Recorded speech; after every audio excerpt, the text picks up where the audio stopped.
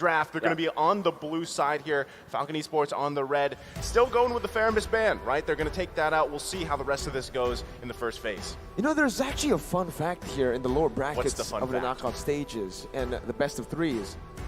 What It's all is been 2-0. Yeah, so far. So is the meta right now very momentum-based in M4? 100% that was seen yesterday, because that's what I felt with how the Valley won. Like, that's how I felt with how S11 themselves have won. Even Occupy Thrones, you see them, or at least with their opponents, Malvinas, you see some reverse momentum going their way. When they lost their game number 1, it seemed like they weren't able to find the opening in game number 2 when they did. So, to answer your question, momentum and reverse momentum. I mean, that matchup specifically, Wolf, the Occupy Thrones matchup was just kind of crazy because, you know, I mean, the way that games went, both of them, you didn't know what was going to happen, what the end result was going to be. Are you talking about MVP of the day, Leo? Yes. You're talking about the man who practiced his mind off? Yeah. Practiced his mind off and still pulled it off. I mean, and it was with the Fanny, right? So that's the thing. Do we actually see? Okay, never mind. I was just going to say, do we actually see a Fanny come out for this game number 2? But, you know, it's banned out here. They don't want to allow Ken to have it. But still, I feel like there's a lot of choices, especially in terms of that first pick for S11 Gaming. Might be Falcon just gave away the carry and then exchange for both the Valentina and the Kaja. Just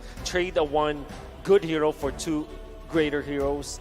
So, knowing Coach Dale, he's the kind of guy.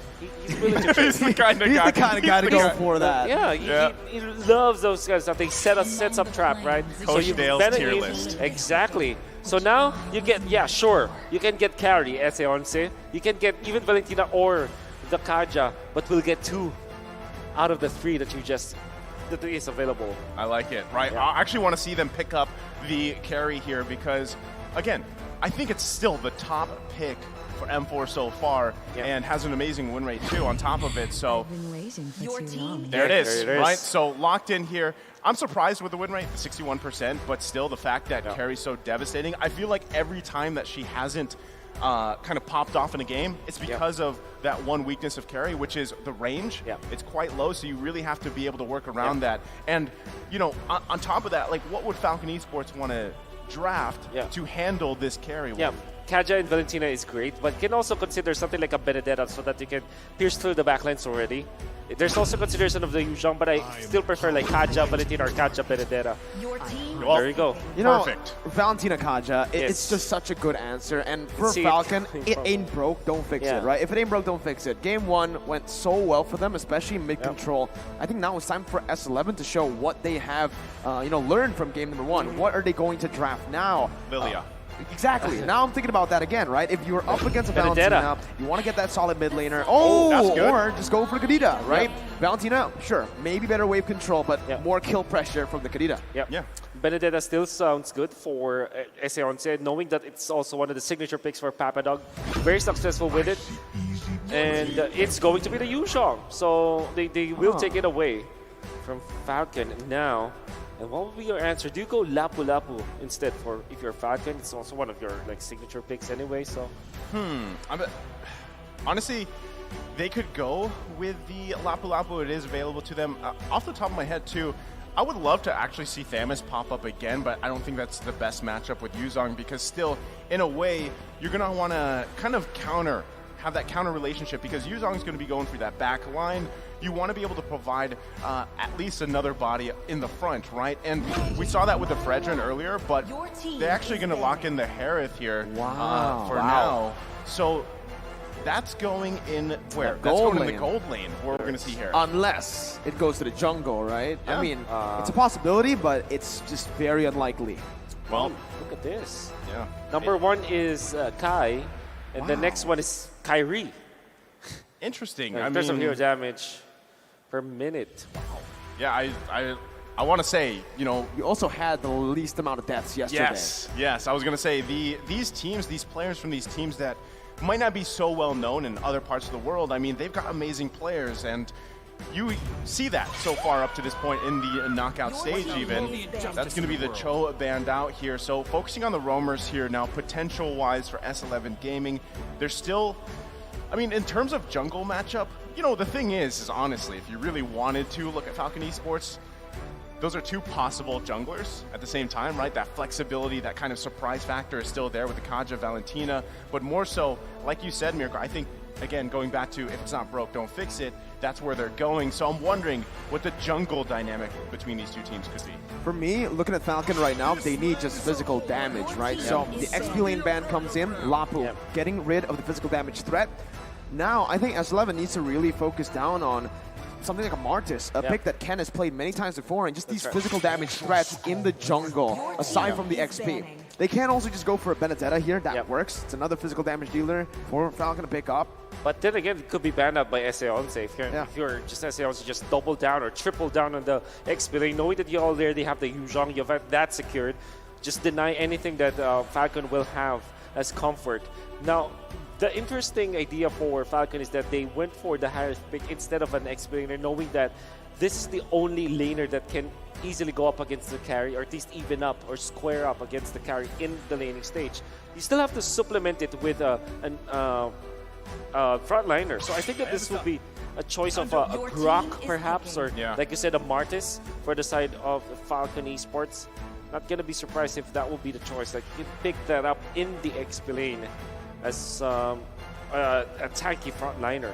I'm wondering too, right, if we see them actually lock in that Grok. We've seen Grok place in the XP lane so much, whether it's with the Weapon Mastery or the High and Dry emblem here. So, but still, you're kind of in that position where, you know, how do we play around this? There's the Martis pick, like you were just calling out, Mirko. Great option. We actually saw how tanky and durability it could be in the last match, and how that can be a, I mean, it's crucial for teams that play this Martis in the jungle, because objectively now you've got to match that if you're S11 Gaming. Now the thing is if they actually put pressure on this Harith pick specifically, you've got great burst potential, and if you can shut that down and allow, again, carry to really shine in this game, you're going to set yourself up for success for S11 Gaming. These last two picks, though, very crucial here for them, Wolf. You have to have a frontliner too. Aside from the Kadita, you need something like a Grok deck to control. It's great actually against the Harry if you think about it, but you give away the wall charge to the Valentina. But it's a choice that you have to make, or maybe a Lolita, in fact, for S11 to kind of answer this. Well, wow! They take your suggestion and they say no. I love it though. Selena, I have not seen this in a very long time. Debut for Selena at M4. Exactly. I'm wondering, right? Is this really the game plan here? Selena and Kadita. And I mean, even looking at the players' reactions, right? I mean, I'm not sure 100% how they're feeling about it, but this is something new, obviously, and it's also, it can be deadly here, especially you're talking about pick-off potential. And the last pick for Falcon Esports is going to be this Ling here. How are we feeling about this, guys? It's a Marta's XP lane for Falcon, so that's just a solid matchup again, right? Yu Zhong, sure, out-sustains him, but if he can get out of the Furious Knife that easily and can get trades down and all-ins down the way he does, hey, I think Marta's actually takes it. Unfortunately, the Ling is so much of a gamble at this point for Falcon, but we know that they can really profit with this. Why did they say that it's a gamble? There's so much crowd control on the opposite side. You have the Selena arrow, surely you can dodge that, but knowing that there could be other setups. Two petrifies? Two petrifies. The Kadita and the Yuzhong, and then eventually the Paquito with the knockups. That can be followed up with the Selena arrow. There's so much control that can come out of S11. That kind of makes this Ling a little bit scary, but this is Falcon, dude. It's Falcon, dude. Falcon, dude. All right. Well, we've seen both team compositions, and it's a do-or-die situation for S11 Gaming. Match point for Falcon Esports. Who takes game number 2? If it's anything like day one, again, 2-0 all across the board. Falcon, are they going to be able to do it? Or will S11 break that curse here? Technically, the Paquito is also at a 100% win rate. And Jotun was the one who played it yesterday, too. Yeah, and I think, I mean, in terms of just the Paquito alone, being in the jungle specifically, this is something we don't see too often, right? I mean, usually it's in that side lane, but still running the high and dry here, that burst potential, that snowball potential is really good, especially when you're pairing it with a Selena pick here. You can already see even Ken going to be the focus, but gets out of there fine. Still, though, your pick-off potential with a Selena with Chan here is huge if he can land those Abyssal arrows. Yeah. You can see a vertical jungling coming out from Falcon's jungler Ken. After going for his purple buff, he went to the opposing Grammar I don't know if that will actually give him more gold, but so far it's so good coming out from Falcon. And we know Ken, we can call him Ken the Man or Ken the Man. Hey, there are a lot of nicknames that Leo created for him. The Candy Man, the Burmese Python, I don't know. You could, or even the Dancing Peacock. I'm pretty sure if you watch that video of Leo out there, when he threw those names out there, Ken's face, just read the room. Well, going back to the game, I mean, specifically, you guys make a good point, right? The Ling is kind of risky here, but still, I think you play off the fact that you have Naomi on this Kaja again. He smelled him.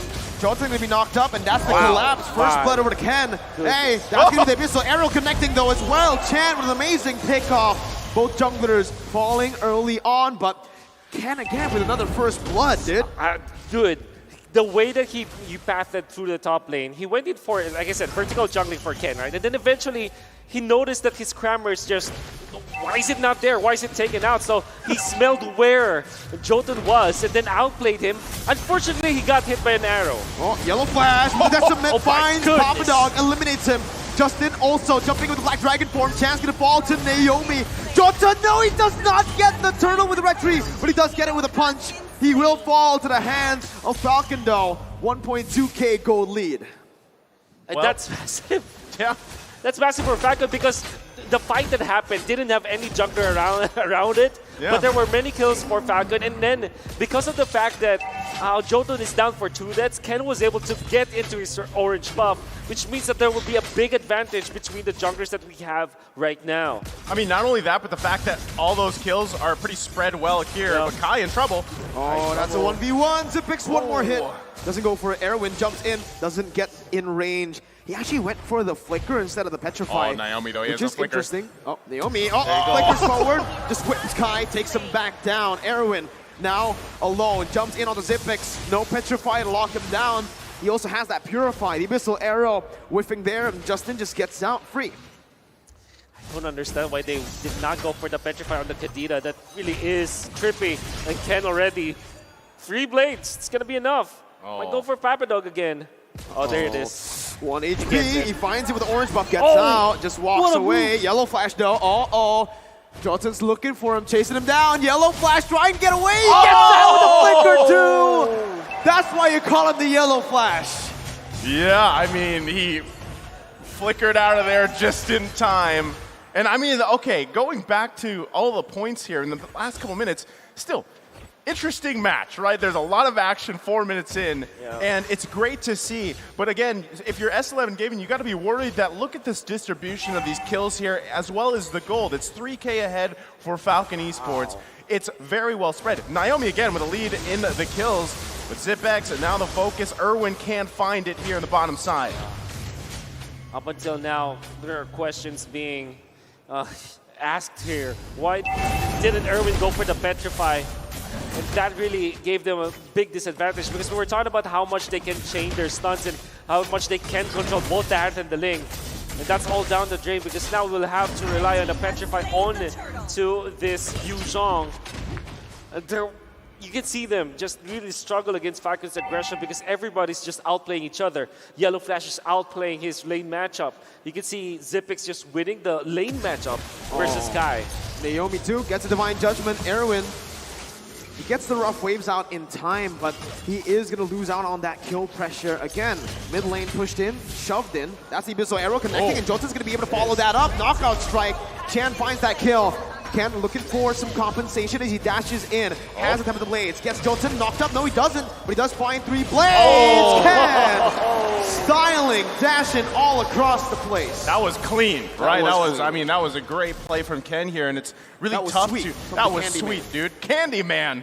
And maybe it sticks, right? But Chan, I mean, the arrows have been landing where they need to. It's just isn't enough time, and I feel like a big question too. Again, Erwin here with no petrify. Every time we Erwin, okay, he's gonna rough waves out. But still, every time we see a Kadita pop up with a flicker, I feel like that's usually cause for discussion because man, people are like, why do you not roll with that petrify?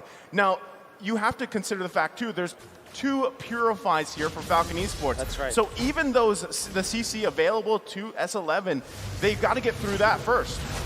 Yeah, absolutely. Well, Zipix is already up with the Feather of Heaven but the conceal play might be really bad for S11. Again, no Petrify. You can see the impact here. Ken is going to be able to actually get closer. Naomi finds the Divine Judgment.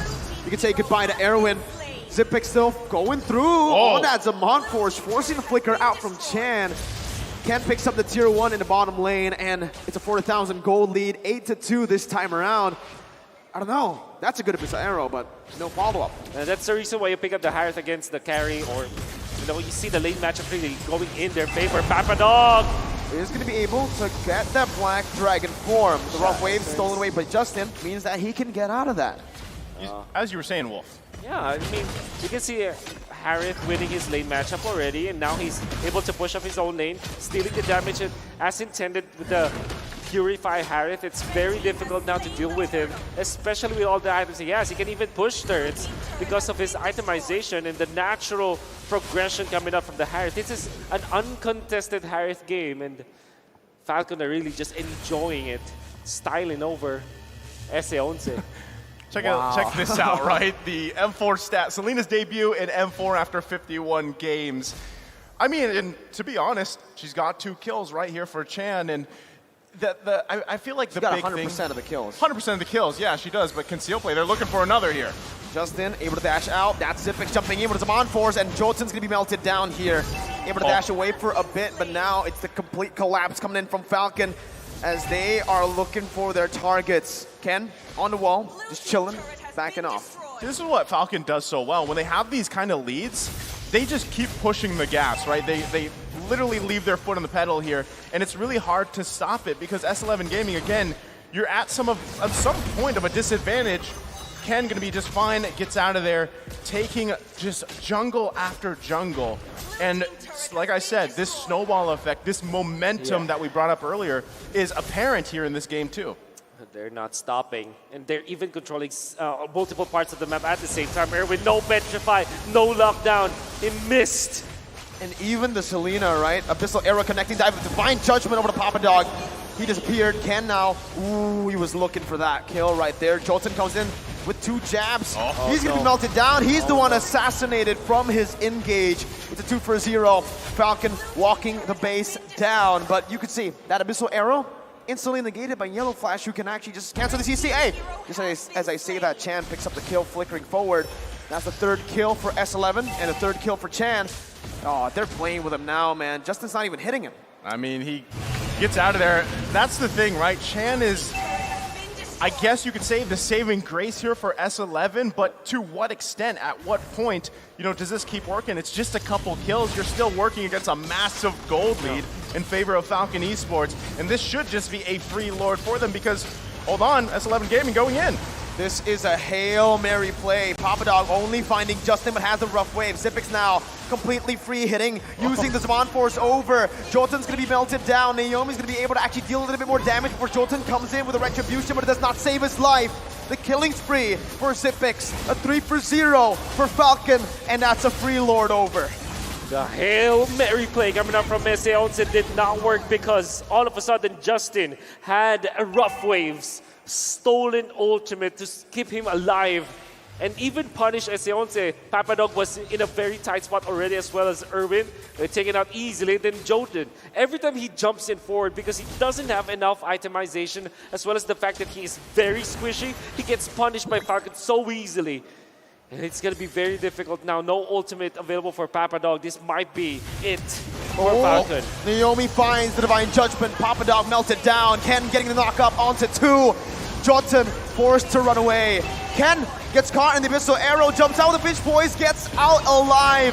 Erwin is going to be the one falling to the hands of Justin as he jumps in for more damage onto Kai. S11 surviving another day. Naisu, what you got to say, bro?